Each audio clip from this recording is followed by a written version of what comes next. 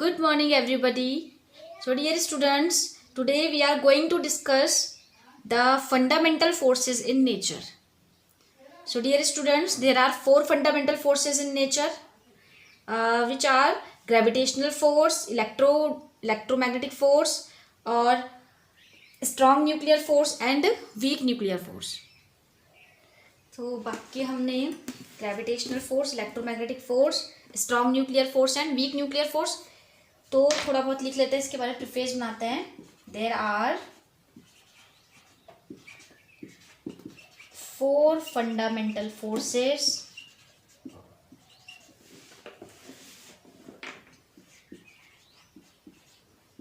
In nature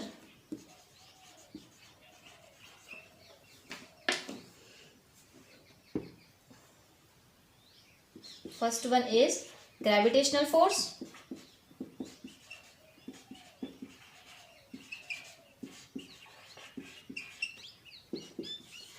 Second is electromagnetic force.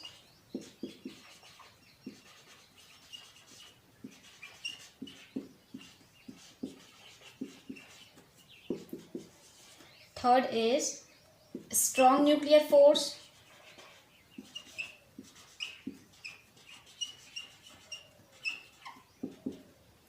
And fourth one is weak nuclear force.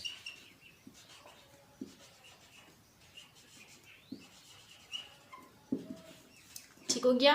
अब देखिए बच्चों, जो gravitational force और इलेक्ट्रोमैग्नेटिक फोर्स हैं, ये हमारे एक्ट करते हैं कि इनके बीच में द मैक्रोस्कोपिक ऑब्जेक्ट्स के बीच में. मैक्रोस्कोपिक और माइक्रोस्कोपिक के बारे में हमने बात की थी, अपने प्रीवियस लेक्चर्स में बात की थी. ठीक है, तो जिन्होंने लेक्चर्स नहीं देखे हैं पहले के, वो पहले उस मैक्रोस्कोपिक और उसको क्लियर करके आएंगे. ठीक है, तो देखिए जो हमारे मैक्रोस्कोपिक ऑब्जेक्ट्स होते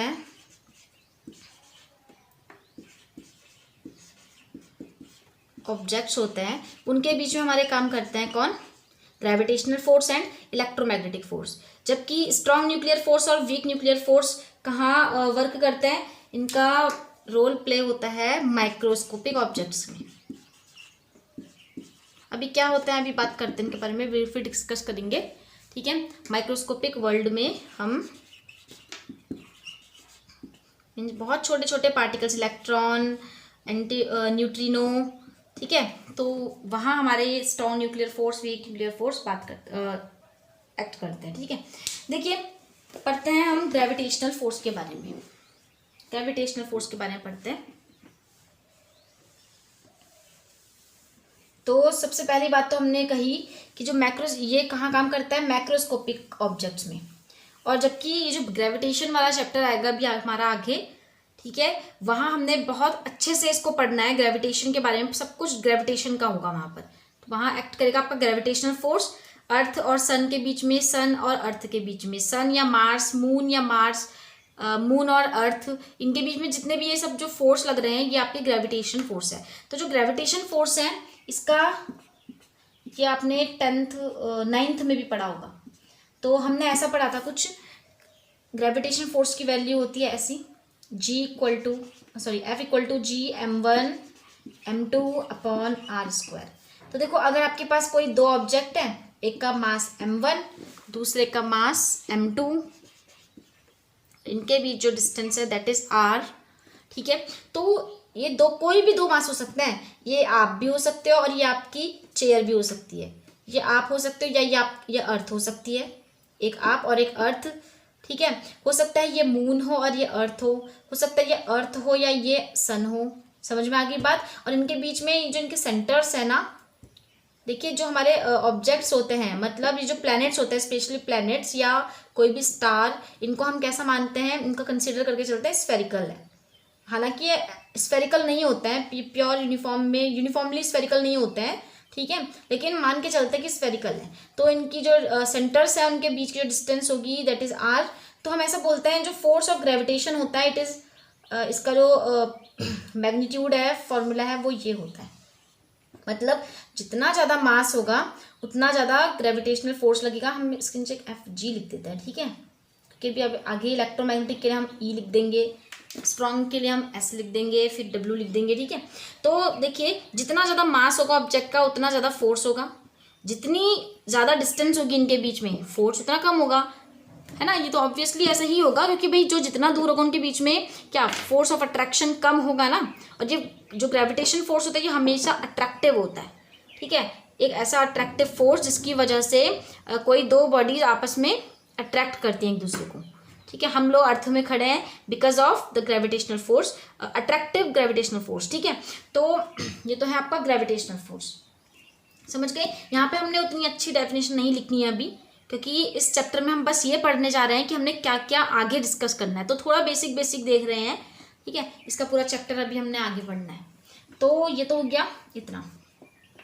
इसके फीचर्स लिख लेते हैं ग्रेविटेशनल फोर्स के, क्या क्या फीचर्स हम देखेंगे। देखो पहली बात तो ये यूनिवर्सल लॉ है। यूनिवर्सल लॉ मतलब पूरे यूनिवर्स में जितने भी ऑब्जेक्ट्स हैं, बड़े बड़े जो पिंड हैं हमारे ऑब्जेक्ट कहो या उन्हें आप कोई भी बॉडीज कह सकते हो, तो वो आपस में ग्रेविटेशनल फोर्स से काम करते हैं। तो ये हर जगह सत्य है। यूनिवर्सल मतलब पूरे यूनिवर्स में ऐसा होता है, ठीक है। तो हम ऐसे बोलेंगे it is a universal law, it is a universal law कहिए या। और कैसा फोर्स है ये, पूरे यूनिवर्स में कैसा होता है, अट्रैक्टिव होता है। तो ये बात लिख लेते हैं, इट इज अ यूनिवर्सल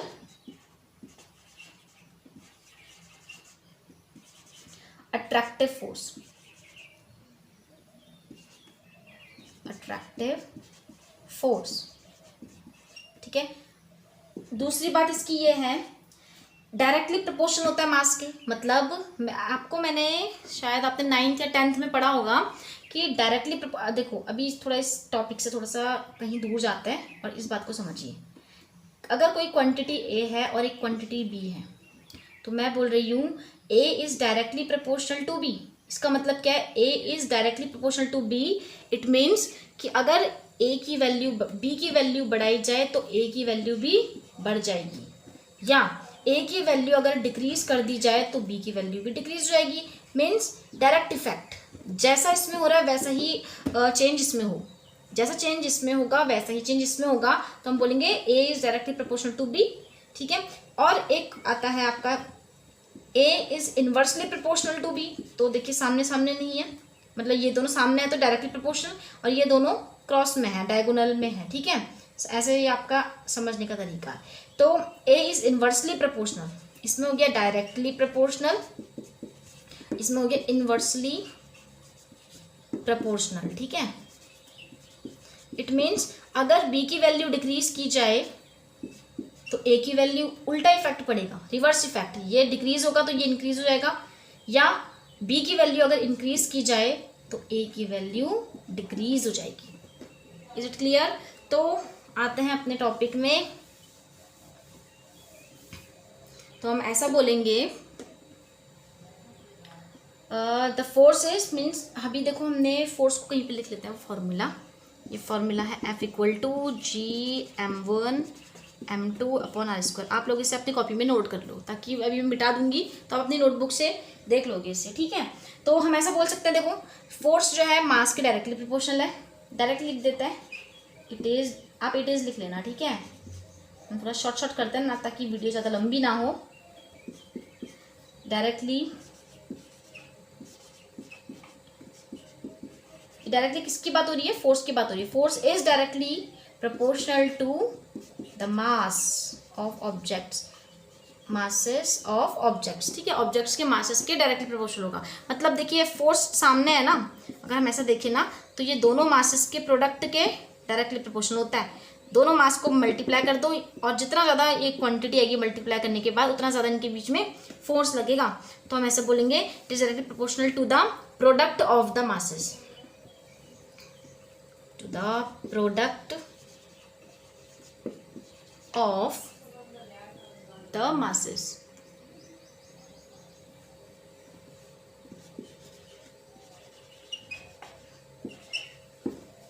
ठीक है ना।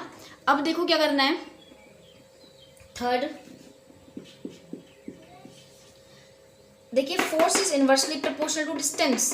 डिस्टेंस के इनवर्सली प्रोपोर्शनल का है नहीं, हम ऐसा बोलेंगे डिस्टेंस के स्क्वायर के इनवर्सली प्रोपोर्शनल है। मतलब फोर्स जो है वो डिस्टेंस के जो दो मासेस हैं उनके बीच में जो डिस्टेंस है उसका स्क्वायर कर दो, ठीक है। उसके मतलब डिस्टेंस जितनी ज़्यादा होगी तो उसका स्क्वायर करके तो उतना ज़्यादा आएगा, 2 का स्क्वायर करोगे बहुत ज़्यादा आएगा, और फोर्स उतना कम हो जाएगा क्योंकि ये दोनों इन्वर्सली प्रोपोर्शनल है, उल्टा इफेक्ट पड़ेगा। डिस्टेंस अगर कम हो जाएगी तो अट्रैक्शन ज़्यादा होगा ना भाई, ठीक है। तो हम ऐसा बोलेंगे it is inversely proportional, inversely proportional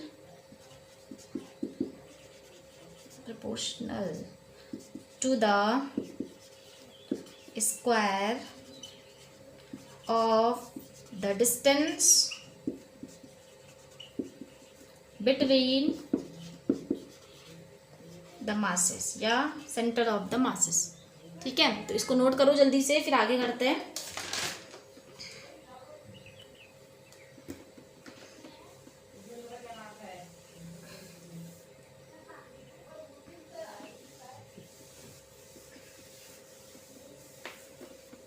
अब देखो ये क्या है, it is a long range force. ये बहुत दूर दूर के ऑब्जेक्ट्स के बीच में भी क्या लगता है, ग्रेविटेशन फोर्स काम कर जाता है, ठीक है। हम ऐसा बोलेंगे it is a long range force, ठीक है। फिफ्थ पॉइंट है आपका, देखो ये आपकी अर्थ है, चलो अर्थ नहीं ले रहे हम इसे, ये आपका चलो मून है, चलो ठीक है अर्थ ही ले लेते हैं। ये आपका अर्थ है, अर्थ के चारों ओर कौन घूम रहा है, हमारा मून घूम रहा है। तो अर्थ और मून के बीच में ग्रेविटेशनल फोर्स काम कर रहा है, हाँ भाई बिल्कुल कर रहा है। अब देखिए इनके बीच में अगर मीडियम नहीं भी होगा ना, वैसे तो अर्थ के पास क्या है, अपना एक एटमॉस्फेयर है, और मतलब मीन्स एयर पार्टिकल्स है ना यहाँ पर, डस्ट पार्टिकल एयर पार्टिकल, जबकि मून में अपना कोई भी मीडियम नहीं है, मतलब वहाँ आपको आवाज़ सुनाई नहीं देती, साउंड ट्रेवल नहीं करती है, because sound travel in a material medium, it is required to have a material medium to travel sound को चलने के लिए मीडियम की बहुत ज़्यादा ज़रूरत होती है। तो चंद्रमा में साउंड नहीं आती है हमें, ठीक है। तो क्या होता है, मतलब मून और अर्थ के बीच में तब भी क्या काम कर रहा है, ग्रेविटेशन फोर्स वर्क कर रहा है। It means it doesn't require any intervening medium for operation, ठीक है। तो इसको ये फोर्स को ऑपरेट होने के लिए कोई भी मीडियम की ज़रूरत नहीं होती है, इतना इट इज़ नॉट कंपल्सरी, ठीक है। तो हम ऐसे लिखेंगे it does not depend, doesn't depend या doesn't need या require भी लिख सकते हो, any intervening medium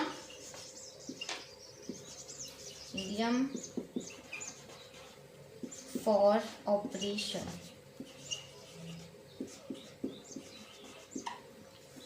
समझ गए, ठीक है। तो नेक्स्ट पढ़ते हैं, सिक्स्थ है आपका वीकेस्ट फोर्स। ये जो हमने 4 फंडामेंटल फोर्सेस पढ़े ना, कौन कौन, ग्रेविटेशन और electromagnetic force, third one is weak nuclear forces, और फोर्थ आपका स्ट्रॉन्ग न्यूक्लियर फोर्सेस। तो इनमें सबसे वीक जो फोर्स होता है ग्रेविटेशनल फोर्स होता है, सबसे वीक होता है। तो हम लिखेंगे वीकेस्ट फोर्स इन नेचर का सबसे वीक फोर्स होता है। आगे पढ़ते हैं, लिखते रहेंगे आप साथ साथ इसको। सेंट्रल फोर्स होता है ये सेंट्रल फोर्स। तो ये सेंट्रल फोर्स क्यों है, ठीक है। इसे जानने के लिए मैं बताऊं आपको, एक मास ये था, एक मास ये था, इन दोनों के सेंटर ये हैं और इनके बीच में डिस्टेंस आर है। तो देखो ये इसको ग्रेविटेशन फोर्स से अट्रैक्ट कर रहा है और ये इसको अट्रैक्ट कर रहा है। तो इनके बीच में जो फोर्स काम करेगा बच्चों, वो इस लाइन के अलॉन्ग करेगा। कौन सी लाइन है ये, the line joining the centres of them, दोनों ऑब्जेक्ट के सेंटर्स को मिलाने वाली लाइन के अलॉन्ग वर्क करेगा। कौन, ये जो फोर्स ऑफ ग्रेविटेशन हम पढ़ रहे हैं, ठीक है। तो इसलिए इसको बोलते हैं ये एक सेंट्रल फोर्स है। ऐसे ही अभी आपका इलेक्ट्रोमैग्नेटिक फोर्स है वो भी सेंट्रल फोर्स आएगा, बट स्ट्रॉन्ग और वीक नहीं होंगे ऐसे। हम ऐसा बोलेंगे क्यों? Because it acts along the line joining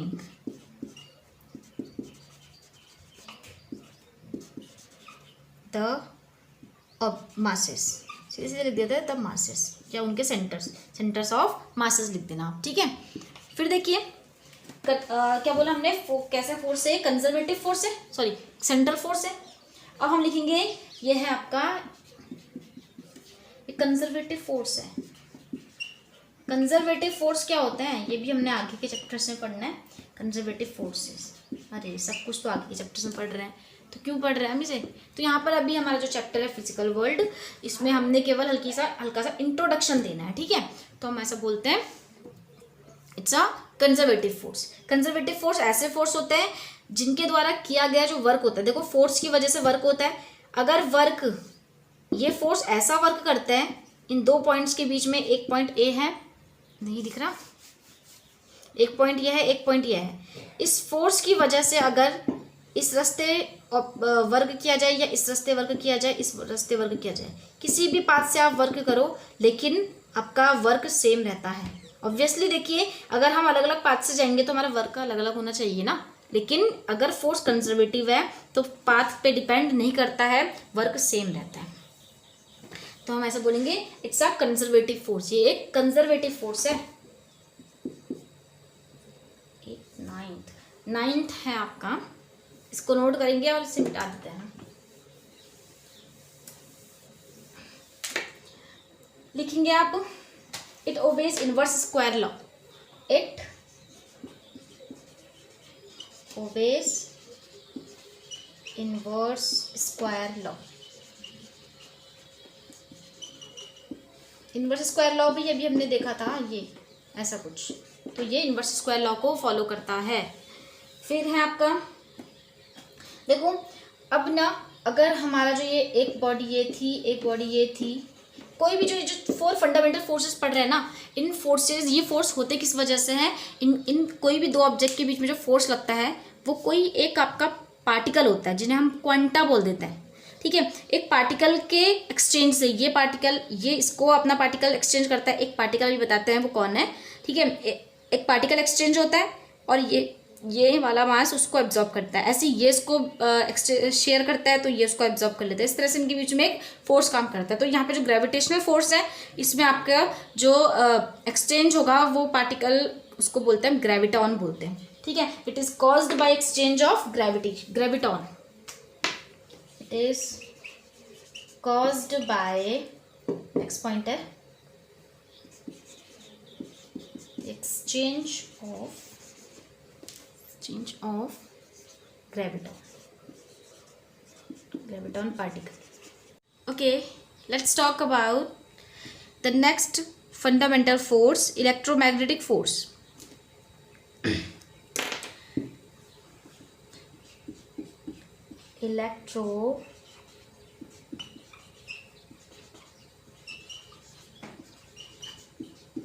magnetic force, ये हमारा सेकंड फंडामेंटल फोर्स है, ठीक है। तो देखो इसके बारे में बात करते हैं, ये हमारा है क्या, व्हाट इज इलेक्ट्रोमैग्नेटिक फोर्स। देखिए इलेक्ट्रो से आपको समझ में आ रहा है इलेक्ट्रिसिटी, या जहाँ पर भी इलेक्ट्रिक चार्ज होगा वहाँ पर, और मैग्नेटिक से समझ में आ रहा है आपको जहाँ पर मैग्नेट होगा, ठीक है। मैग्नेट हो सकता है या आपका करंट हो सकती है, क्योंकि जहाँ पर चार्ज आपका मूविंग होने लगता है, मोशन करने लगता है, वहाँ पर करंट आ जाती है और करंट के अपने मैग्नेटिक इफेक्ट होता है, ठीक है ना। तो बात करता है जहाँ पर भी करंट होती है वहाँ पर मैग्नेटिक इफेक्ट या मैग्नेटिक फील्ड क्रिएट हो जाता है, ठीक है। तो देखो ऐसे फोर्सेस जो आपके कोई दो चार्जेस के बीच में लग रहे हों, चाहे वो चार्ज आपके सेम टाइप के हों, हो सकता है वो अपोजिट काइंड के चार्ज हों, है ना, और हो सकता है दोनों देखिए जैसे कि ये पॉजिटिव या Q1 नेगेटिव और Q2 नेगेटिव। आपको पता है similar charge repel each other, देखिए -Q1 है, ये -Q2 है, इनका साइन दोनों का सेम है। और ऐसे ही ये प्लस का Q1 है और ये प्लस का Q2 है, ये दोनों भी सेम है। तो ये -Q1 -Q2 को क्या कहेगा, प्रतिकर्षित करेगा, मीन्स रिपल करेगा। और ऐसे ही Q2 Q1 को रिपल करेगा। तो इनके बीच में जो ये रिपल्सिव फोर्स है इसको हम बोलेंगे electric repulsive force, electrostatic force है, ठीक है ना। तो Q1 Q2 ये भी पॉजिटिव पॉजिटिव दोनों सेम काइंड के, ये इसको रिपल करेगा, ये इसको रिपल करेगा। जबकि अगर बात करें इनकी, तो Q1 आपका पॉजिटिव है, Q2 आपका नेगेटिव है। इट मीन्स Q1 Q2 को अपनी ओर अट्रैक्ट करेगा, इसी तरह से Q2 Q1 को अपनी ओर अट्रैक्ट करेगा। तो बेटा ये क्या है, आपका दो चार्जेस के बीच, चाहे वो आपके सिमिलर काइंड ऑफ चार्ज हो या अनलाइक चार्ज हो या फिर डिफरेंट अपोजिट नेचर के चार्ज हो, ठीक है, इनके बीच में रिपल्सन या अट्रैक्शन का फोर्स लगता है। उसी को हम क्या बोलते हैं, दो चार्जेस के बीच में लगने वाले फोर्स को इलेक्ट्रोस्टैटिक फोर्स बोलते हैं। क्या बोलते हैं, इलेक्ट्रोस्टैटिक फोर्स, ठीक है ना, इसे बोलते हैं इलेक्ट्रोस्टैटिक फोर्स।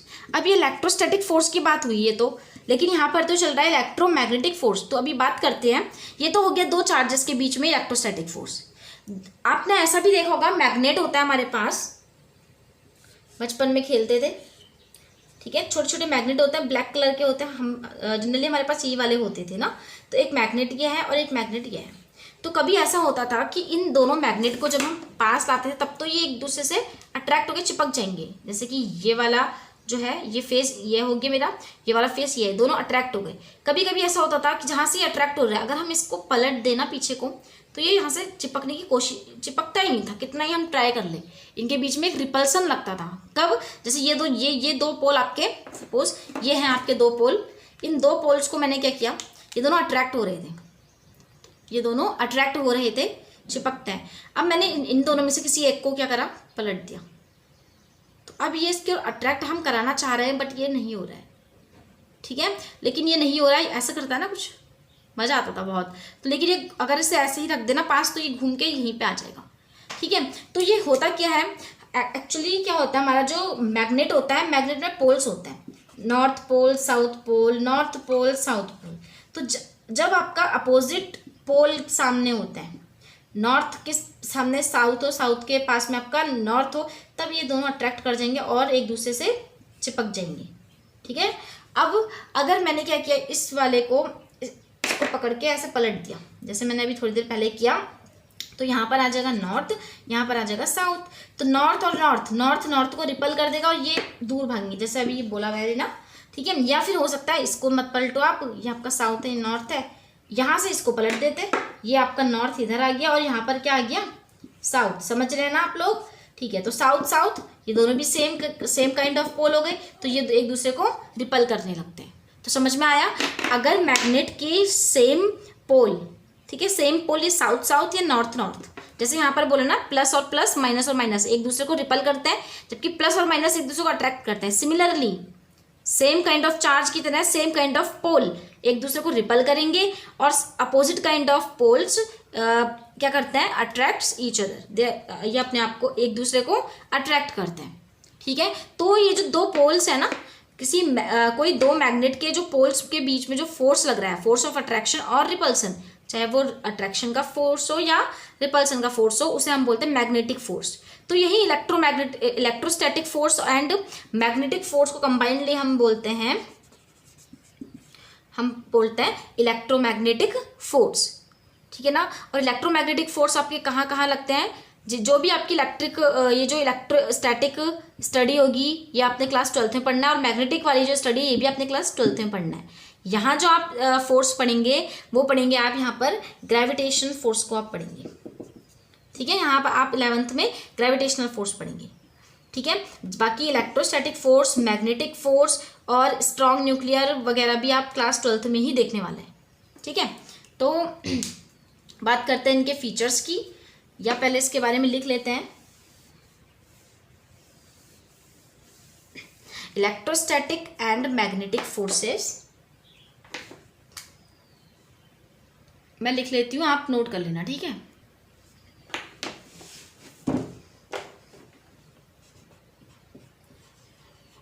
चल ही नहीं रहा है,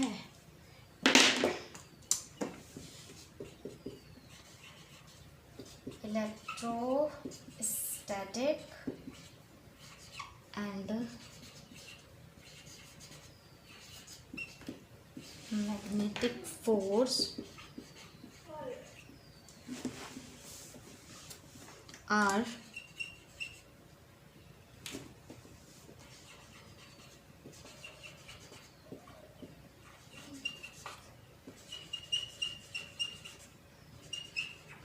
called as electromagnetic फोर्स। ठीक है, और देखिए अगर कहीं पर आपका चार्ज रेस्ट में है, जब चार्ज आपका रेस्ट में होता है तो उस वक्त जो भी फिनोमिना होंगे वो सब इलेक्ट्रोस्टैटिक के अंदर पड़ते हैं। तब जो फोर्स लगता है ना रेस्ट में होता है, तब हम बोलते हैं इलेक्ट्रोस्टैटिक फोर्स। ठीक है, जब चार्ज रेस्ट में हो और कुछ किसी दूसरे रेस्ट वाले चार्ज पर फोर्स लगा रहा हो तो इलेक्ट्रोस्टैटिक फोर्स। लेकिन जब ये चार्ज आपका मूव करने लगता है बच्चों, जब ये मोशन में आ जाता है, भागने लगता है, दौड़ने लगता है, तो उस वक्त क्या होता है, उस वक्त एक करंट जनरेट होती है। मतलब due to flow of charge current produces. जहाँ पर भी चार्ज मूविंग होगा वहाँ पर करंट आ जाती है, और जहाँ करंट आता है वहाँ पर मैग्नेटिक फील्ड आ जाता है। कुल मिला के आपका चार्ज से करंट क्या है, कनेक्टेड है, और करंट से आपका मैग्नेटिक फील्ड कनेक्टेड है। तो मैं इसलिए हम क्या पढ़ते हैं, इलेक्ट्रो और मैग्नेटिक फोर्स एक साथ बोल देते हैं, क्योंकि दोनों मिलके आपका क्या बनाते हैं। ठीक है, ये दोनों एक दूसरे से कहीं ना कहीं कनेक्ट होते हैं। तो अभी हमने इसके आगे 12th में बहुत डीपली पढ़ना है। यहाँ पर एक बार मैं आपको हल्का हल्का बता देती हूँ, इलेक्ट्रोस्टैटिक फोर्स के बारे में बता देते हैं। अगर कोई दो चार्जेस हैं आपके पास, जैसे एक चार्ज आपका Q1 है और दूसरा चार्ज आपका Q2 है। अब साइन इनका जो भी होगा हमें पता नहीं कुछ, ठीक है। तो इनके बीच में जो फोर्स लगता है, क्यों कर दिया मैंने, कुलम्ब फोर्स कहते हैं उसे। इस इलेक्ट्रोस्टैटिक फोर्स भी बोल सकते हो आप इसे, और कुलम्ब्स फोर्स भी बोल सकते हो। ठीक है, तो इसकी वैल्यू होती है आपकी Q1 Q2 upon R square. के की वैल्यू 1/4πε0 भी होती है, बट अभी आपको उतना देखना नहीं है ये चीज़। ठीक है, तो ये इतना फोर्स होता है। तो यहाँ से आप देख रहे हैं चार्ज की प्रोडक्ट कुछ ऐसा ही आपका ग्रेविटेशनल फोर्स था G, यहाँ पर M1 M2 upon distance square. ये R कौन है, इनके दोनों के बीच की डिस्टेंस है। ठीक है, तो लगभग हम ऐसा बोल सकते हैं जैसे आपका ग्रेविटेशनल फोर्स आपका इन्वर्स स्क्वायर लॉ को फॉलो करता है, ऐसे ही यहाँ पर भी इन्वर्स स्क्वायर लॉ को फॉलो करता है। ये भी सेंट्रल फोर्स है, क्योंकि इन दोनों के बीच में जो फोर्स लगेगा वो इसी लाइन के अलॉन्ग होगा। जिस तरह से ग्रेविटेशनल फोर्स आपका सेंट्रल फोर्स है, इसी तरह से आपका इलेक्ट्रोमैग्नेटिक फोर्स भी क्या होता है, सेंट्रल फोर्स होता है। जल्दी से इसको नोट करो, फिर हम इसके फीचर्स लिखेंगे। वीडियो पॉज कर लेना और नोट कर लेना। ठीक है, फीचर्स लिखेंगे आप। इट मे बी अट्रैक्टिव और repulsive. It may be attractive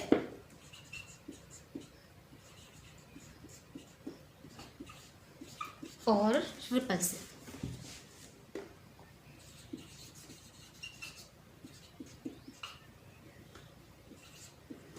ठीक है, सेकंड है, आप इसे लिखेंगे, ये भी इनवर्स स्क्वायर लॉ है। It is inverse square law.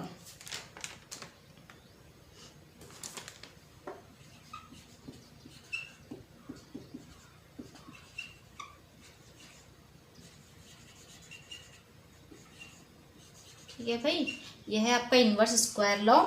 तो तीसरी बात इसकी, ये भी लॉन्ग, ये कैसे फोर्स है, ये लॉन्ग रेंज में भी काम करते हैं। जिस तरह से आपका ग्रेविटेशनल फोर्स लॉन्ग रेंज का है, ये भी आपका लॉन्ग रेंज का फोर्स है। ये भी दूर दूर तक, दो चार्ज अगर आपके दूर भी होंगे तो भी इनके बीच में कोई ना कोई फोर्स लगता जरूर है। तो हम कहेंगे long range force. It is long range force, हम शॉर्ट में लिख रहे हैं। ठीक है, लॉन्ग रेंज फोर्स। फोर्थ है आपका, इनके बीच में देखो, चार्जेस के बीच में जरूरी नहीं है कोई मीडियम होना चाहिए। ऐसा नहीं है कि कोई मीडियम नहीं होगा तो उनके बीच में फोर्स नहीं लगेगा, ऑब्वियसली लगेगा। ठीक है, तो हम ऐसा बोलेंगे, it does not require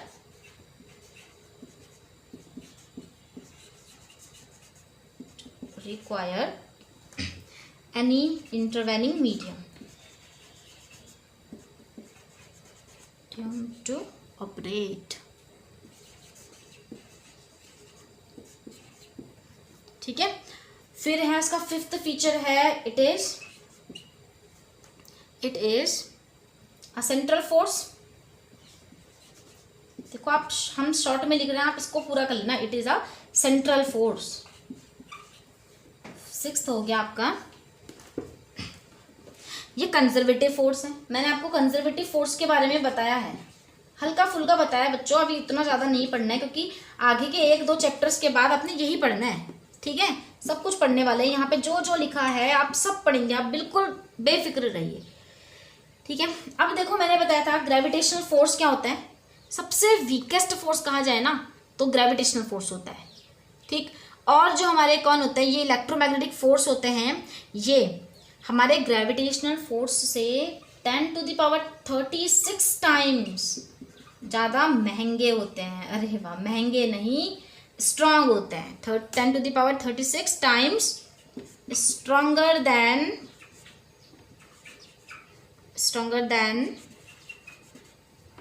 gravitational force. Gravitational force से 10⁻,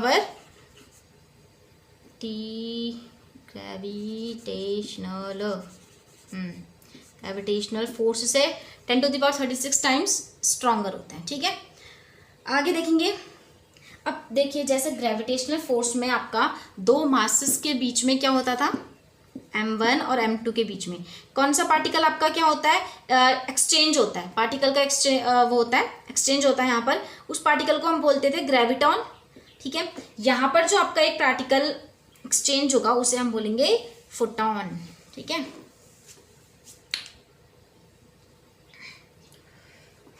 it is caused by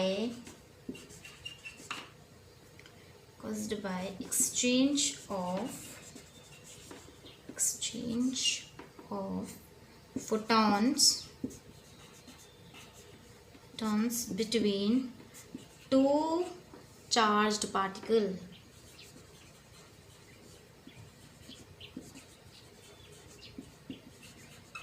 दिख रहा है ना, खिचड़ी पक गई।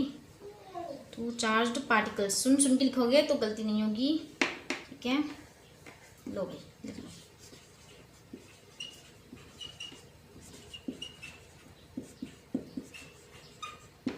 ठीक है, तो भाई ये तो हो गया आपका इलेक्ट्रोमैग्नेटिक फोर्स के फीचर्स हो गए, ठीक है। एग्जाम्पल की बात कर लेते हैं। तो इसके एग्जाम्पल कौन है, आपके जो कॉन्टैक्ट फोर्स है, जितने भी फोर्स आपके कांटेक्ट होते हैं, 2 बॉडीज के बीच में जो कांटेक्ट फोर्स होता है बच्चों, वो सब आपके इलेक्ट्रोमैग्नेटिक फोर्स होते हैं, ठीक है। अब बताएंगे कैसे, अब बताते हैं अभी थोड़ी देर में, ठीक है। फोर्स ऑफ फ्रिक्शन, ये भी आपका इलेक्ट्रोमैग्नेटिक फोर्स है। लिख लो आप इसे एग्जाम्पल में, एग्जाम्पल करके लिखना। कॉन्टैक्ट फोर्स, फ्रिक्शनल फोर्स, ये force of friction, elastic force, है ना। इलास्टिक फोर्स किसके बीच में लगता है, किसी स्ट्रिंग के उसमें, किसी रस्सी के उसमें, या कोई आपके खींची हुई तनी हुई एक आपकी स्ट्रिंग है, जैसे इलास्टिक होता है, उनके बीच में एक फोर्स लगेगा, उसे बोलेंगे elastic force. Elastic force in a string, ठीक है। चलो एक क्वेश्चन बच्चों मैं लिखाऊंगी, इसके नेक्स्ट लेक्चर में करेंगे उसको, क्योंकि फिर वीडियो बहुत ज़्यादा बड़ी बन जाएगी। खाली ये अभी 4 फोर्स हैं, अभी 2 फोर्स और बचे हैं, तो उस फोर्स को जरूर, उस वीडियो को ज़रूर देख लेना। उसमें मैंने बताया है क्या कि जो आपके ग्रेविटेशनल फोर्स होते हैं ना, जो अभी थोड़ी देर पहले पढ़े, वो इलेक्ट्रोमैग्नेटिक फोर्स से वीक होते हैं। इसे प्रूफ करके एक एग्जाम्पल से हमें क्या करना है, एक्सप्लेन करना होगा। तो वो वीडियो को मैं अलग से बनाऊंगी, आप उसे ज़रूर देख लेना। देखेंगे अब हम बात करते हैं थर्ड फंडामेंटल फोर्स की, that is the strong nuclear force.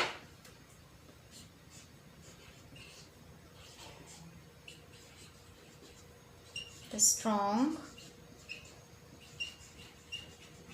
Nuclear force,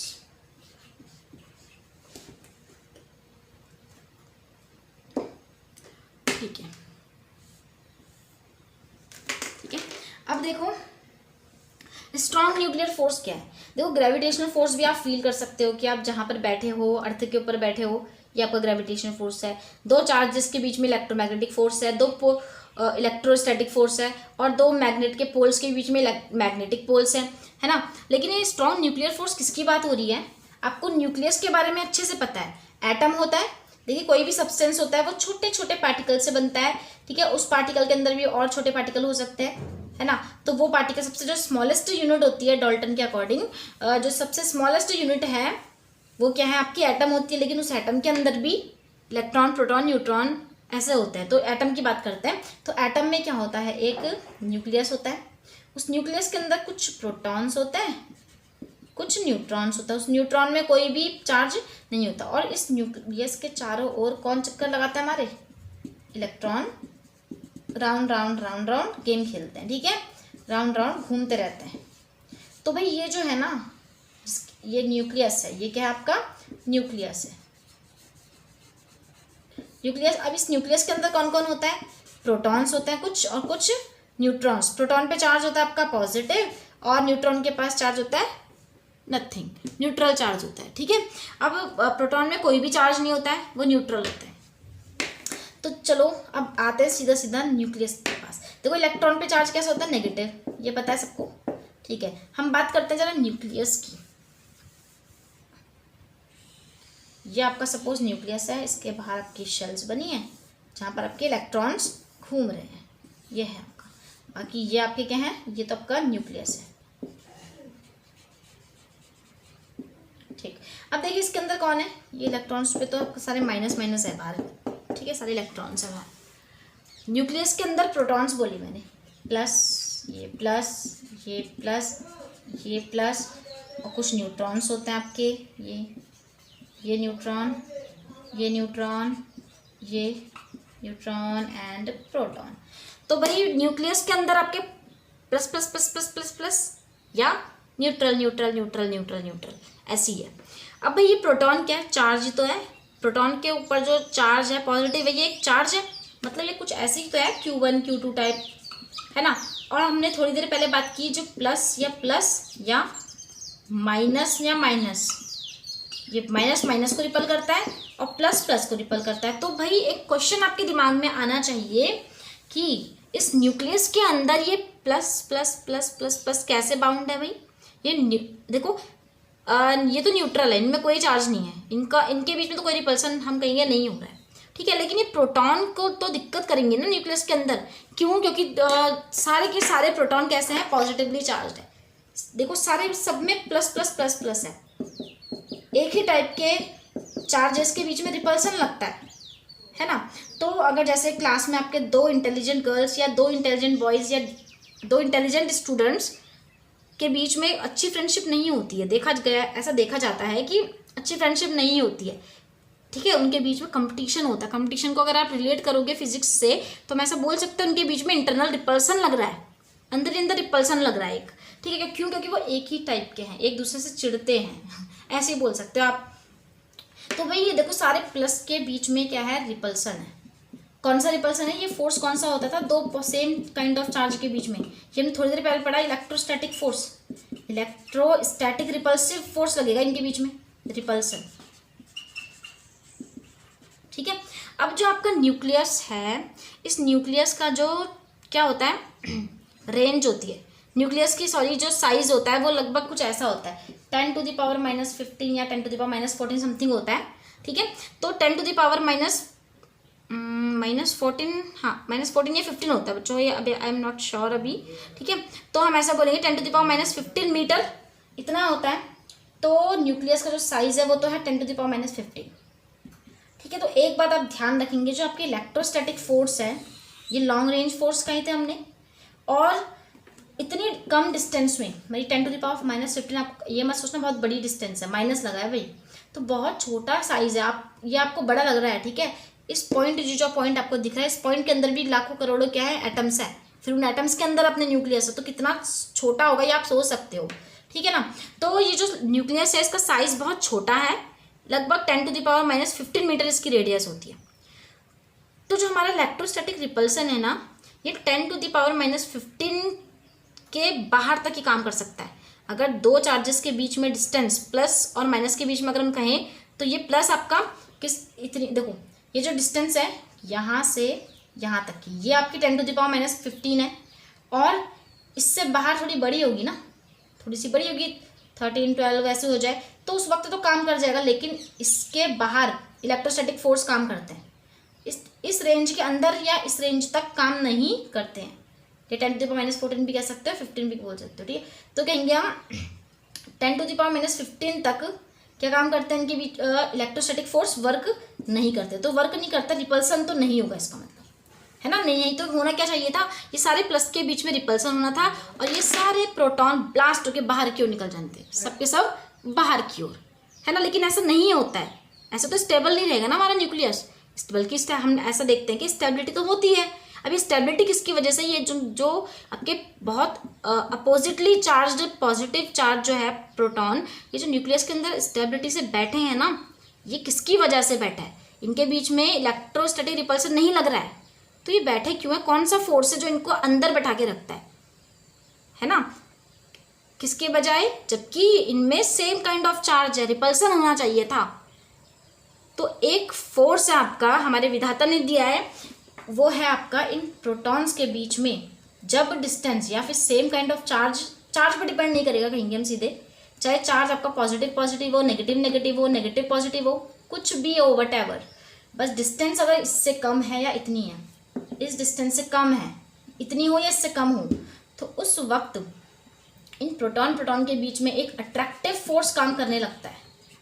अब ये कौन सा अट्रैक्टिव फोर्स है पता है, ये अट्रैक्टिव फोर्स को नाम ही दिया गया स्ट्रॉन्ग न्यूक्लियर फोर्स, क्या नाम दिया गया, स्ट्रॉन्ग न्यूक्लियर फोर्स। प्रोटॉन और प्रोटॉन के बीच में एक इलेक्ट्रोस्टैटिक रिपल्सन लगना था, लेकिन ये स्ट्रॉन्ग न्यूक्लियर फोर्स क्या है, उस इलेक्ट्रोस्टैटिक रिपल्सन से ज़्यादा निकलता है, इसकी वैल्यू ज़्यादा आ जाती है, मैग्नीट्यूड ज़्यादा आ जाता है। इसलिए प्रोटॉन रिपल्सन होने की बजाय, रिपेल होने की बजाय एक दूसरे को अट्रैक्ट करने लगता है, और इसी वजह से हमारे न्यूक्लियस की स्टेबिलिटी देखी जाती है। अट्रैक्टिव फोर्स, देखो अट्रैक्टिव फोर्स है, ठीक है, और जो क्या करता है, विच बाइंड्स, अट्रैक्टिव फोर्स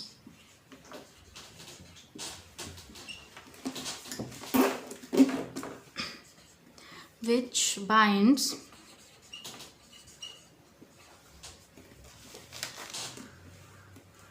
together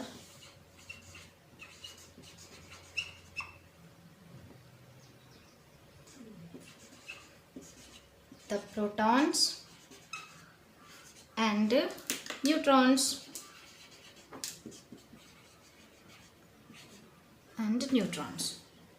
इना किसके अंदर, न्यूक्लियस के अंदर,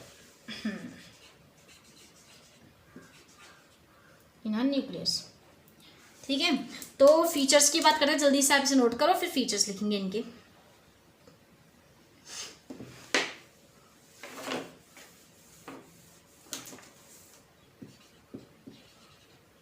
फीचर्स लिख लेना आप, हम सीधे पॉइंट पे आते हैं। पॉइंट है आपका, देखो कैसे फोर्स है, स्ट्रॉन्गेस्ट इंटरेक्शन है, ठीक है। ये सबसे जो स्ट्रॉन्ग फोर्स है, अभी तक हमने 4 फंडामेंटल फोर्सेस बताए मैंने आपको। एक है ग्रेविटेशनल फोर्स, इलेक्ट्रोमैग्नेटिक फोर्स, और तीसरा है आपका वीक फोर्स, और एक आपका आएगा strong force, strong nuclear force. तो आपके जो ये सबसे ज़्यादा बड़ा फोर्स होता है, ठीक है। फिर आपका ये होगा, फिर आपका ये होगा, फिर लास्ट में आपका ये होगा। तो आप लिखेंगे it is the strongest force.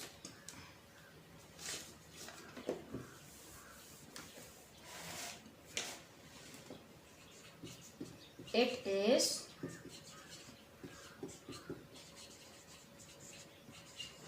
Strongest force in nature. Second point है 10⁻38 टाइम्स, इतना बड़ा है ये, किससे, ग्रेविटेशनल फोर्स से 10⁻38 टाइम्स बड़ा है, 10⁻38 times greater is stronger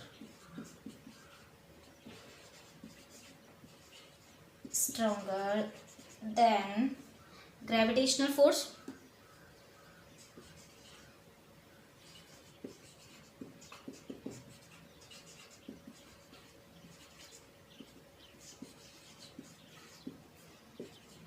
next है आपका हाँ एक मिनट, इसी में इंक्लूड करते हैं। जबकि बात करें किससे, किसकी बात कर रहे हैं हम स्ट्रॉन्ग न्यूक्लियर फोर्स की बात कर रहे हैं। स्ट्रॉन्ग न्यूक्लियर फोर्स आपका ग्रेविटेशनल फोर्स से कितना बड़ा होता है, इससे बड़ा है कितने टाइम्स, 10⁻38 टाइम्स। जबकि अगर हम इसकी कंपैरिजन करें किससे, ये इलेक्ट्रोमैग्नेटिक फोर्स से भी बड़ा है, इससे ये केवल 100 गुना बड़ा है। 100 गुना भी बहुत होता है। एंड 100 टाइम्स ग्रेटर या stronger than that of electromagnetic force, electromagnetic force. ठीक है, तो थर्ड देखते हैं। थर्ड है आपका, ये आपकी देखो शॉर्ट रेंज फोर्स है। शॉर्ट रेंज फोर्स बहुत छोटी डिस्टेंस तक काम करता है, लगभग बहुत कम, 10⁻⁻15 मीटर, बहुत छोटी डिस्टेंस है। ये these are short range force. Short range force operates only over the size of the nucleus के साइज के अकॉर्डिंग ही ये काम करते हैं। न्यूक्लियस सॉरी, ठीक है। और साइज न्यूक्लियस का साइज हमारा होता है 10⁻⁻15 मीटर। ठीक है, आगे चलते हैं। देखिए ये नॉन कंजर्वेटिव फोर्सेस होते हैं और ना ही सेंट्रल फोर्स भी नहीं होते हैं, तो हम इसे लिखेंगे it is non conservative force. सीधे लिख लेते हैं नॉन कंजर्वेटिव। इसमें फोर्स कंजर्व नहीं रहता, ठीक है, पाथ पे डिपेंड करता है, पाथ पे डिपेंड नहीं कर, कंजर्वेटिव फोर्स पाथ पे डिपेंड नहीं करते। इसका मतलब नॉन कंजर्वेटिव फोर्सेस पाथ पर डिपेंड करेंगे। ठीक है, तो ये आप पे कैसे फोर्स है, नॉन कंजर्वेटिव फोर्सेस। हम लिखेंगे इसे non conservative forces and non central forces. Central भी नहीं है ये, सेंट्रल फोर्सेस। हाँ, सेंट्रल फोर्स क्या होता है ये तो मैंने आपको बता दिया है। ठीक है, नेक्स्ट है आपका, ये हमेशा अट्रैक्टिव होता है नेचर में।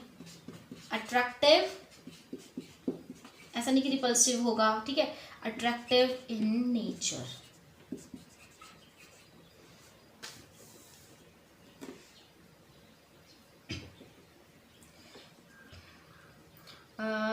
Attractive in nature.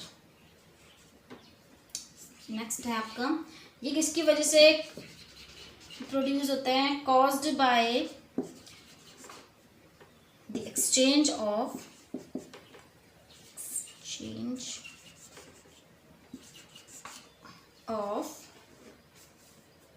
particles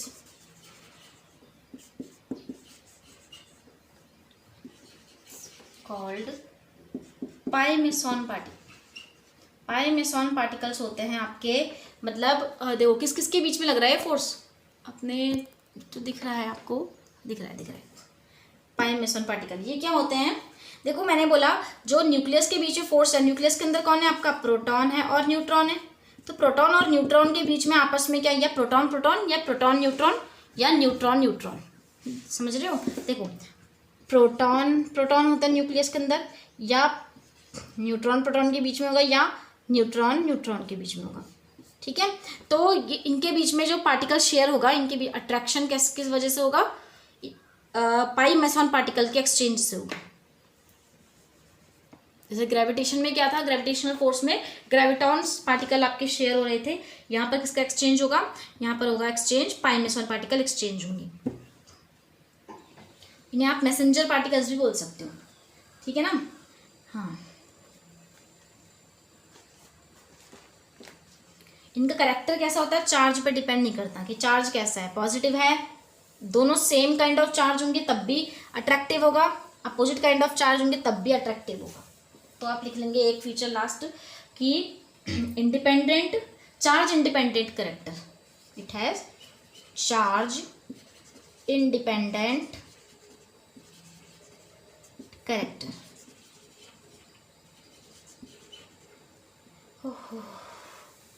देखो एग्जाम्पल की बात करें अगर, तो एग्जाम्पल क्या होगा इसका, हम ऐसा बोलेंगे प्रोटॉन्स एंड न्यूट्रॉन्स, न्यूट्रॉन्स, ठीक है, इन न्यूक्लियस। न्यूक्लियस के अंदर जो आपका कौन है, आपके प्रोटॉन और न्यूट्रॉन्स हैं, just because of strong nuclear force की वजह से उसके अंदर एग्जिस्ट करते हैं, एक साथ रहते हैं।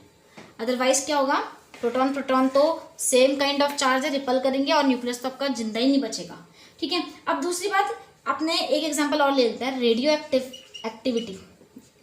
रेडियो एक्टिविटी क्या होती है, आपने सुना होगा, जैसे रेडिएशन होता है या रेडियो एक्टिविटी, कुछ हमारे सब्सटेंस ऐसे होते हैं ना, कुछ हमारे एटम्स या कुछ हमारे मॉलिक्यूल्स या सब्सटेंस ऐसे होते हैं जिनके अंदर न्यूक्लियस से क्या होता है, पार्टिकल्स बाहर निकलने लगते हैं, रेडिएशन होता है लगातार, alpha radiation, sorry gamma radiation, beta radiation, इस तरह से हमारा, ठीक है, बीटा डीके वगैरह होता है। तो रेडियो एक्टिविटी होती है जो, तो रेडियो एक्टिविटी के वक्त न्यूक्लियस के अंदर के जो ये कौन है, न्यूट्रॉन्स और प्रोटॉन्स, इनके बीच में अगर हमारा सफिशिएंट क्या नहीं होगा, अट्रैक्टिव स्ट्रॉन्ग न्यूक्लियर फोर्स अगर नहीं होगा इनके बीच में, तो क्या होगा, तो ये न्यूक्लियस छोड़ के भागने लगते हैं। मैंने कहा था ना अभी, स्टेबिलिटी नहीं रहेगी न्यूक्लियस की, तो पार्टिकल्स यहाँ से बाहर की ओर इमिट होने लगते हैं, इसी को बोलते हैं रेडियो एक्टिविटी। और लगातार निकलते जाते हैं, तो इससे हमारे एनवायरनमेंट में भी बहुत गंदे गंदे इफेक्ट होते हैं, ठीक है। तो न्यूक्लियर बम वगैरह में जो हाइड्रोजन बम वगैरह होता है उसमें यही यूज़ किए जाते हैं, रेडियो एक्टिव सब्सटेंसेज। यही वाली प्रोसेस होती है जो आप अच्छे से पढ़ेंगे, कहाँ, क्लास 12th में पढ़ेंगे। तो आप लिखेंगे इसका second example, radio activity occurs, radioactivity occurs in heavier nuclei। Nuclei क्या होता है, न्यूक्लियस का प्लूरल फॉर्म होगा, nuclei because of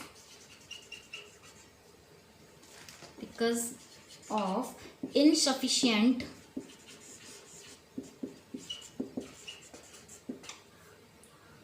stronger nuclear force, ठीक है। स्ट्रॉन्गर न्यूक्लियर फोर्स बहुत क्या होता है, कम हो जाता है, पर्याप्त नहीं हो पाता है, इस वजह से हमारे न्यूक्लियस या प्रोटॉन क्या होता है, बाहर निकलने लग जाते हैं, ठीक है। तो इसी को बोलते हैं रेडियो एक्टिविटी। तो एग्जाम्पल हो गया इसका, ठीक है। अब थर्ड करते हैं हम, वीक न्यूक्लियर फोर्सेस। हेडिंग डाल देंगे आप, week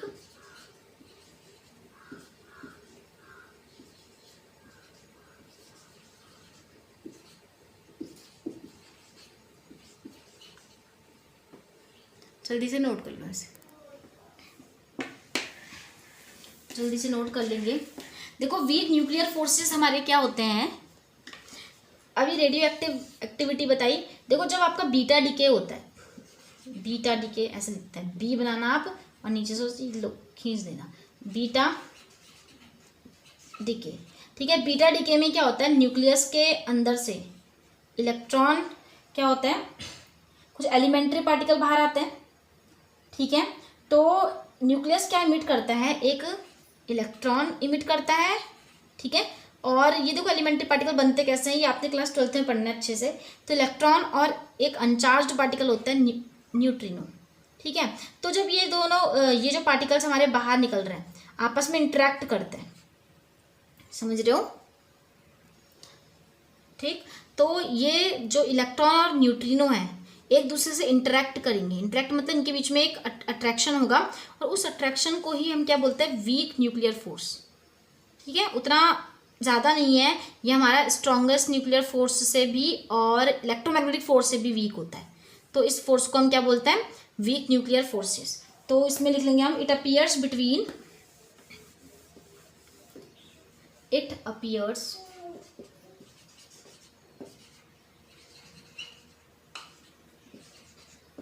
only between elementary particles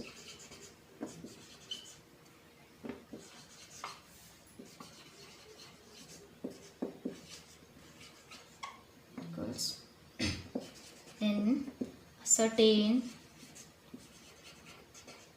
nuclear processes, nuclear processes such as, जैसे कि कौन, द बीटा डीके, दिख रहा है सबको, हाँ, beta decay of a nucleus, nucleus का जब बीटा डीके होता है उस वक्त निकलते हैं। इसमें क्या होता है,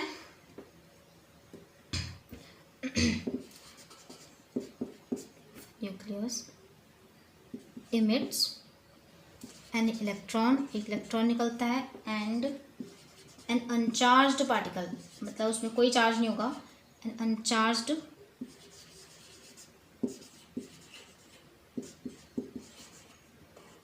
पार्टिकल कॉल्ड न्यूट्रिनो, न्यूट्रिनो, ठीक है। हम ऐसे बोलेंगे इलेक्ट्रॉन इंटरेक्ट्स विद न्यूट्रिनो, जल्दी से नोट कर लो इतना, electron interacts with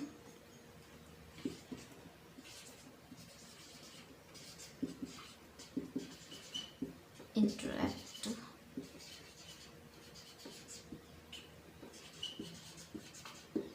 each other, एक दूसरे से इंटरेक्ट करते हैं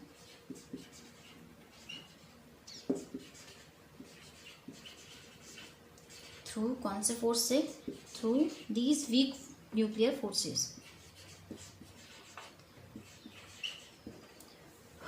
जल्दी से नोट कर लो आप इन्हें।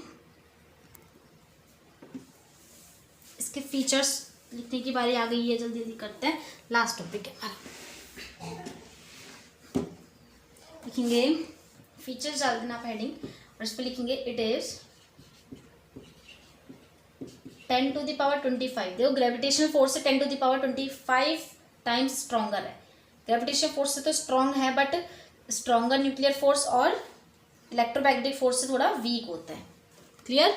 तो it is 10⁻25 times stronger than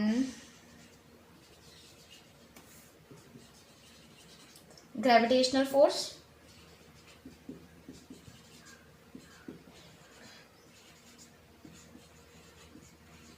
ठीक है। सेकंड है आपका, ये भी क्या होता है, बहुत शॉर्ट रेंज फोर्स है, ठीक है।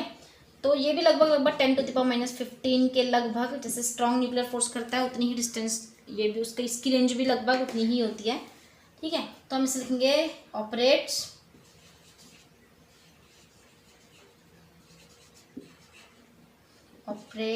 Only through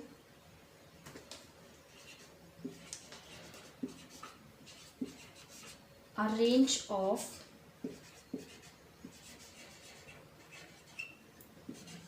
nuclear size, that is कितनी, 10⁻−15 मीटर तक की होनी चाहिए, समझे।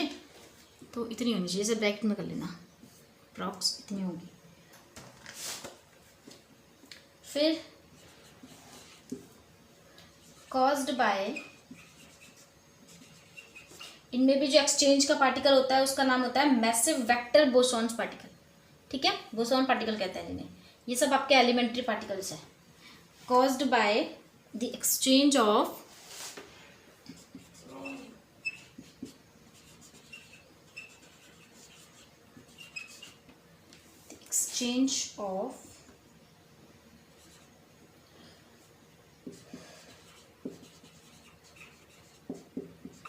massive vector bosons,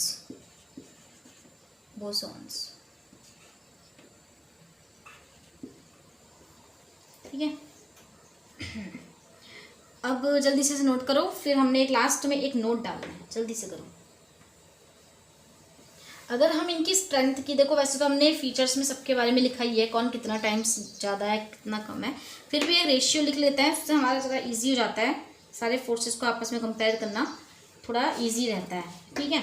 तो अगर हम किनकी स्ट्रेंथ की बात करें ना, ग्रेविटेशन, ये जो चारों हमने फंडामेंटल फोर्सेस पढ़े हैं, इनके की जो स्ट्रेंथ है, कौन कितना ज़्यादा है, इसके बारे में बात करते हैं, उसका रेशियो की फॉर्म में लिखी। तो हम ऐसा लिखेंगे, the ratio the ratio of the strength of four fundamental forces